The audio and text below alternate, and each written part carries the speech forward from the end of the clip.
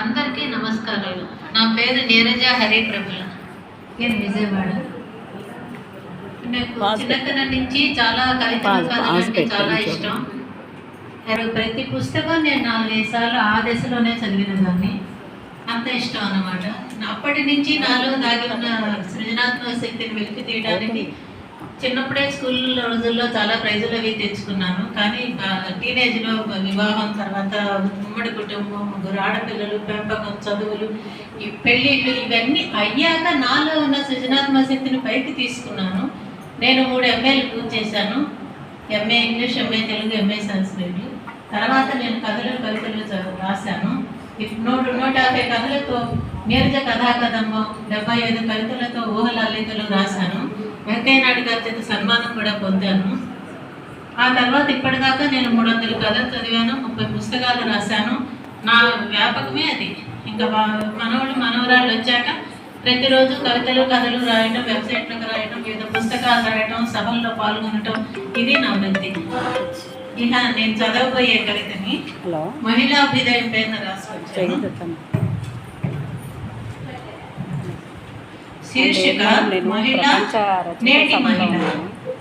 మహిళ ఓ మహిళ, దృఢచిత్తం, ఆత్మస్థైర్య నీ సొంతం, సహనం, మనోధైర్యం నీ కవచం, ప్రగతి పదంలోకి అడుగడబోయి, అభ్యుదయాన్ని చవిచూడబోయి, సమానత్వం కోసం గొంతెత్తి కలుపు, సాధికారికత కోసం ఉద్యమం సలుపు.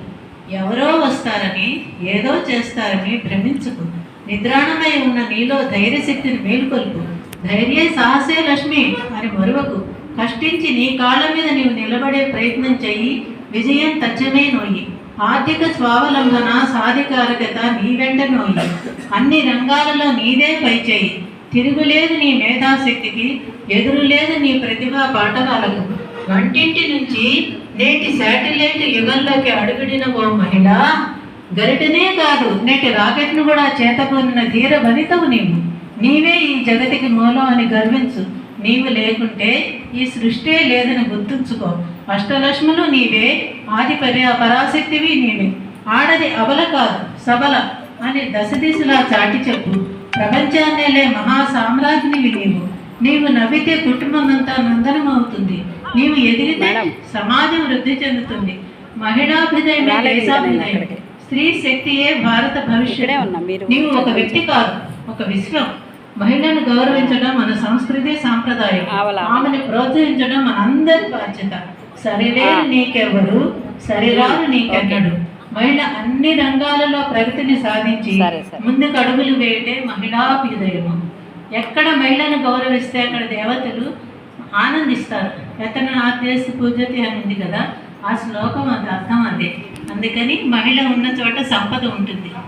ఇది నా కవిత. ఇంతటి అపూర్వమైన అవకాశం ఇచ్చినందుకు మీ అందరికీ ధన్యవాదాలు తెలుపుతున్నాను. ముఖ్యంగా నా ఇష్టమైన నెల్లూరులో రమాదేవి గారు, అమృతలత గారు అటువంటి పెద్దల ముందు నేను నోరు విప్పి చదవటం ధైర్యం చేసినట్టు అవుతుంది. ఇది నా అదృష్టంగా భావిస్తున్నాను. మీ అందరికీ శతకోటి ధన్యవాదాలు. నమస్తే. నీరజ్ గారు చక్కని ఉపన్యాసం ఇచ్చారు, కవిత చదివారు. ఇప్పుడు రంగనాయకమ్మ గారు వచ్చారా? రంగనాయకమ్మ గారు, సరస్వతి గారు అయిపోయింది.